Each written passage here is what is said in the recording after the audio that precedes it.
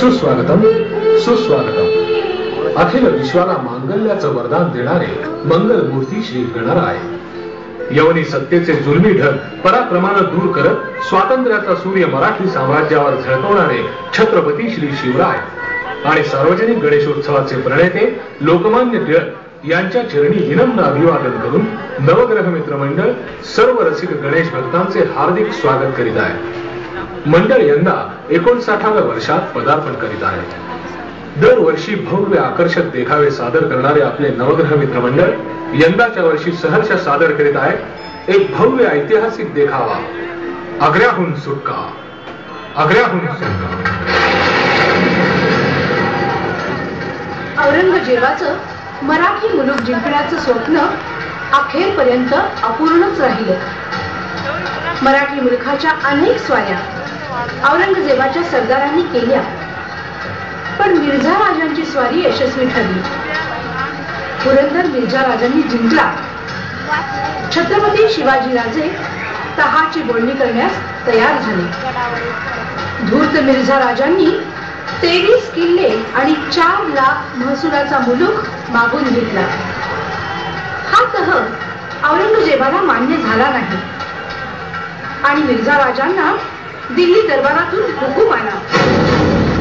शिवांना इकडे पाठवा.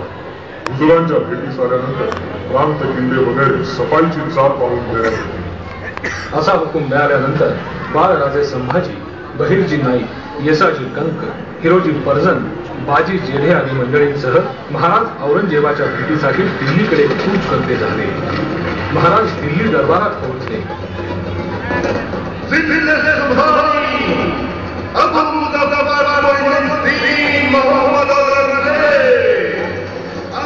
त्यांची राहण्याची व्यवस्था आग्र्यापासून 4 मैल दूर असणाऱ्या एका धर्मशाळेत करण्यात आली. राजांना सरदारी थाटाचा मान मरातर न देता हजारी मनसबदारांच्या रांगेत स्थान देण्यात आले.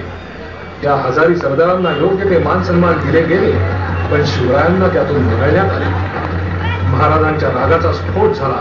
त्यांनी तेथेच गर्जना केली. भर दरबारात मराठी आवाज दणाणला.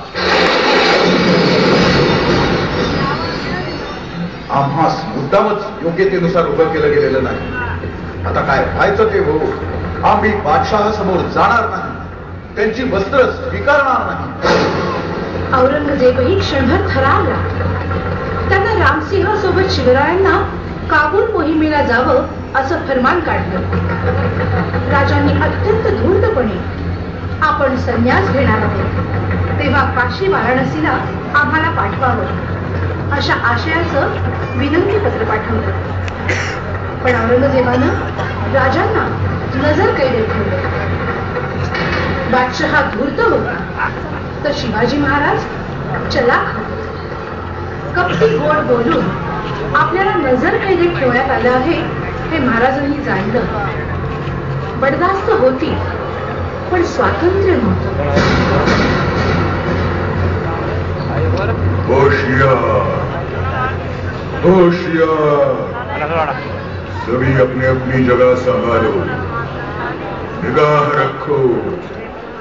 शिवाजी बहुत चालाक है, होशियार है.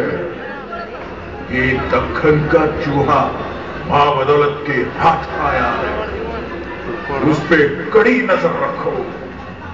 शिवा और उसके आदमी यहां से जरा भर भी दूर न जाने पाए.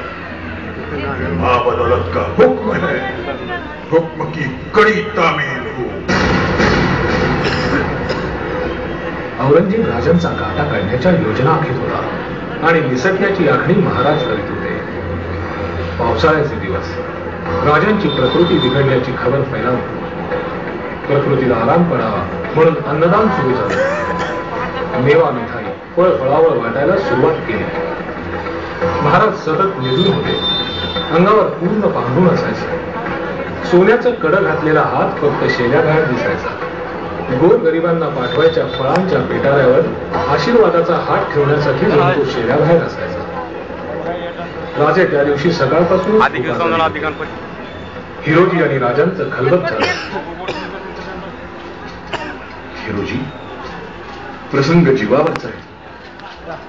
एवढा मोठा जीवावरचा धोका पत्करणं म्हणजे राजा, राजा तुमच्यासाठी आणि मराठी मुलखाच्या स्वराज्यासाठी जीवाचं काय मोल आहे राजा? तुम्ही स्वराज्यासाठी जीवाचं रान करताय आणि आम्ही तुमच्यासाठी काय बी करायचं नाही. हिरोजी, तुमच्यासारखे जीवाला जीव देणारे हिरे आमच्या खजिन्यात आहेत, म्हणूनच मराठी मूर्खाची शान टिकून आहे. सांभाळा हिरोजी, सांभाळा. भरून पावलो राज, भरून पावलो. अजिबात चिंता करू नका. तुम्ही आणि बाळ राज बिनघोर बाहेर पडा.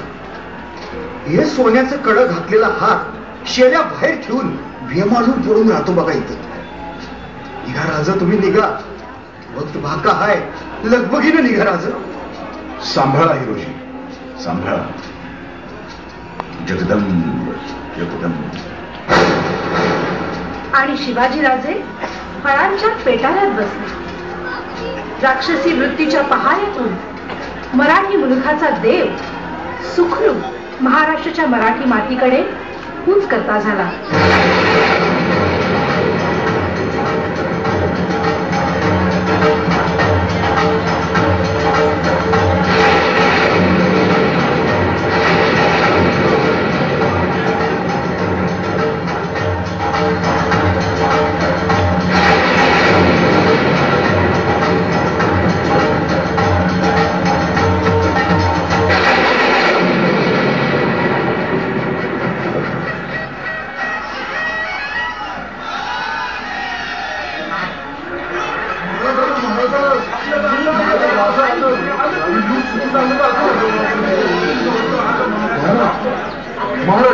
महाराज आले. जगदंब जगदंब. आम्ही येथवर सुखरूप पोहोचलो ते केवळ हिरोजीमुळे. शाबास मर्दानो, तुमच्यासारखी जीवाची जिवलक सवंगडी हीच महाराष्ट्राची खरी दौलत.